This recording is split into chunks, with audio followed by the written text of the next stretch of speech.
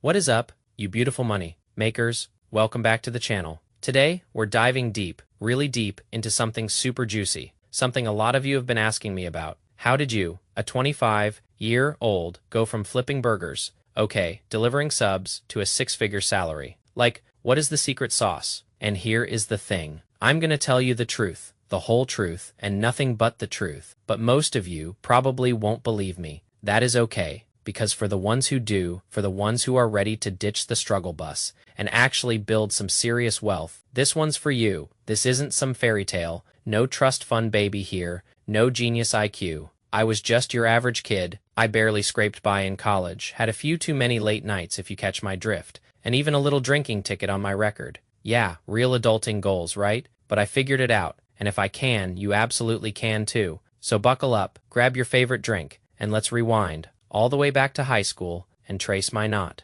so extraordinary yet totally replicable journey before high school. I was pretty much your typical kid, mowing lawns, shoveling snow, the usual neighborhood grind, making a few bucks here and there, just enough for some candy and video games, you know, the essentials. But my first real job, the one that really opened my eyes, was at a grocery store. I was 16, making a whopping $7.65 an hour. Yep, $7.65. I was the king of bagging groceries, wrangling rogue shopping carts from the far corners of the parking lot, and occasionally, if I was lucky, they'd let me hop on the cashier, living the dream, right? Now, some people might scoff at minimum wage jobs, but honestly, I think everyone should work one at some point in their lives. It is a reality check, a crash course in humility. I saw all kinds of people there. Some were young, just like me, killing time, trying to save up for something stupid, like a new pair of sneakers. Others, though, were much older, weathered, tired, and that is when it hit me like a ton of bricks. Man, this is a very noble job. It is hard work, but this is probably not where I want to be in 20 or 30 years.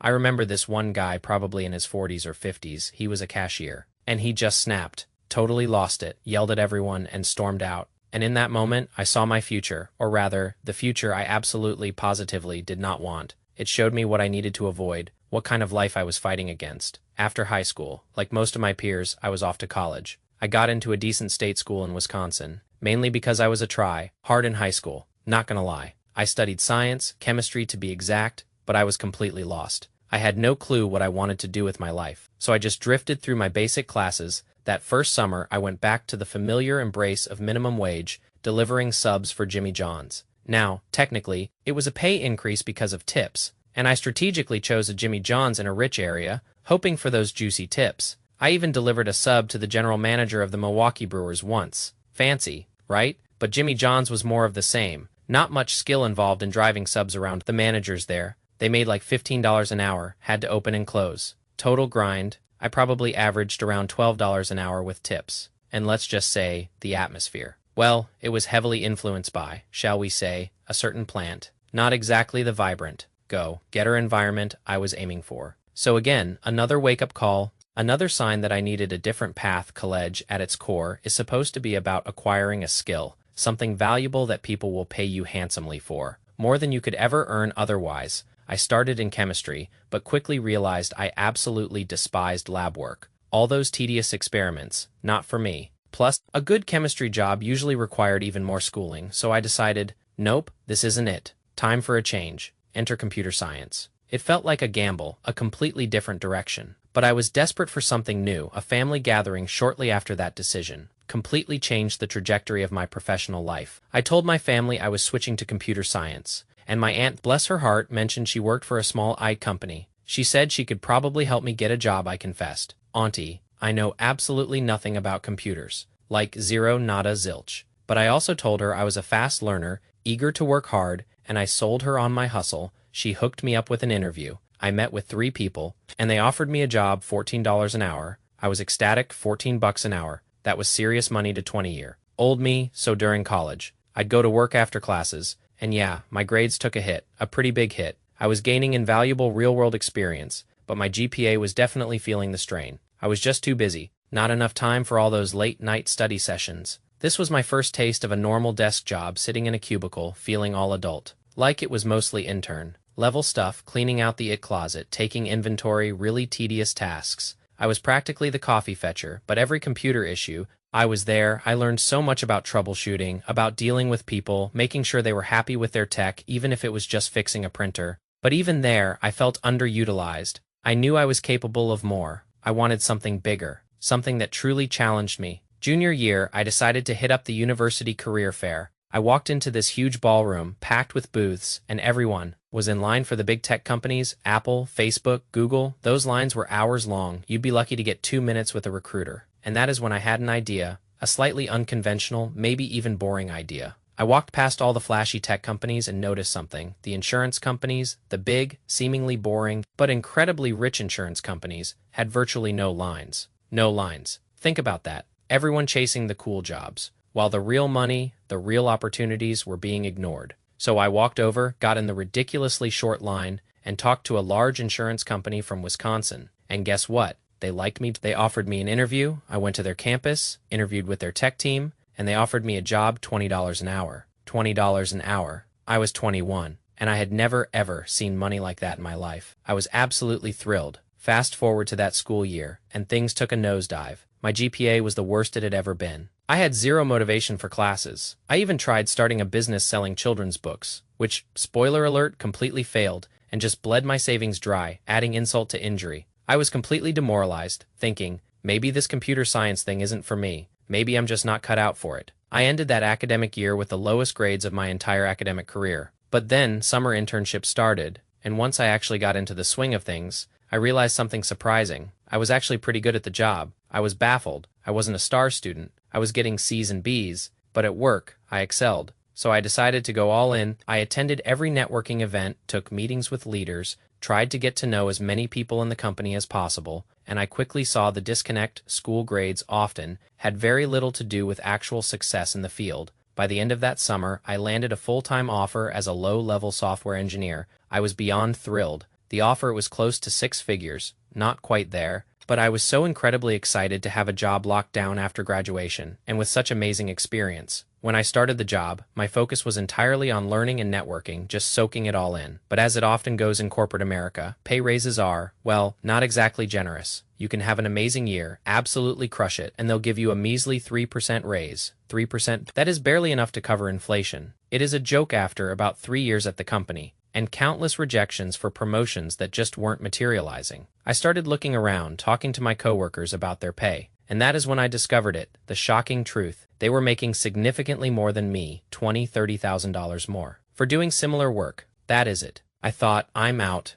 I immediately set one clear goal for myself, to land a 6-figure job in 2021. And I'm not kidding. I applied to hundreds of jobs. I had a massive spreadsheet tracking every company, every application link. I just sent my resume,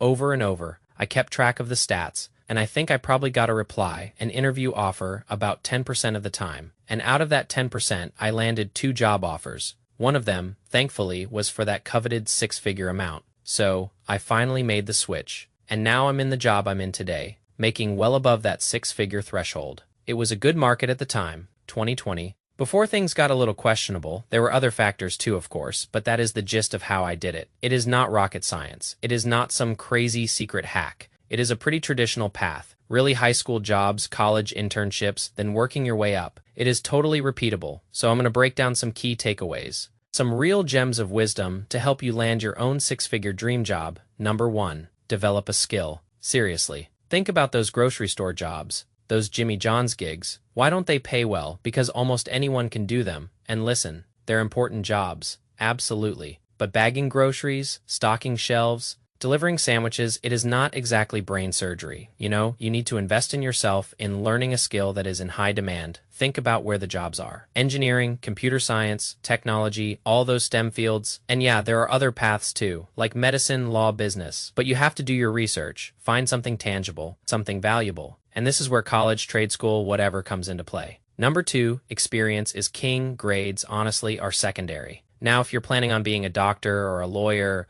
or pursuing some kind of advanced degree, yeah, you'll need good grades to get into those top-tier institutions. But for most of us, in almost every interview I've ever had, they asked about my internships, my projects, my actual work experience, way more than they ever asked about my classes. I don't think anyone ever asked me for my GPA, not once. And I'm glad because I maintained a solid B average, which is let's be real, nothing special. And my junior and senior year, it even dipped to a C average. So my point is, do the minimum to pass your classes, get that degree. But prioritize real-world experience. That is what truly builds skills. That is what gets you accustomed to office dynamics. And even office politics. Number 3, be different. When I was at that career fair seeing those hour-long lines for all the popular big tech companies, I could have joined them, waited for hours, blended in, and probably walked away with nothing. But I decided to zig when everyone else was zagging. I went to the boring companies, the insurance companies, and guess what? They gave me great job offers. Another example, I started that children's book business.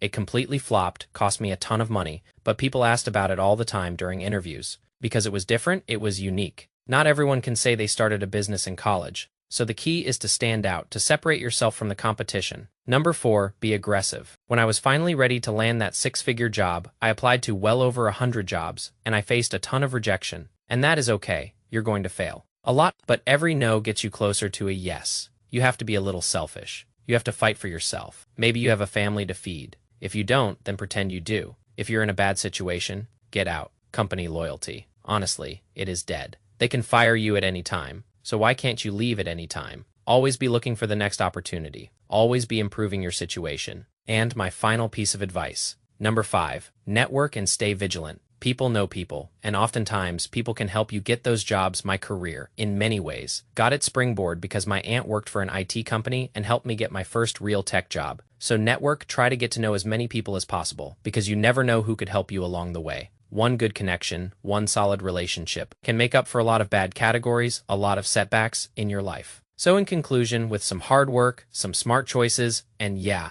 a little bit of luck, I truly believe most people can make this happen. 6 figures, it is incredibly doable. You've got this. Let me know your thoughts in the comments below. What are your biggest takeaways? What is your biggest struggle right now? And hey, if you like this content, if you're ready to level up your money game, please hit that subscribe button. Give me a thumbs up. It really helps the channel. Stay boring, stay patient. Peace.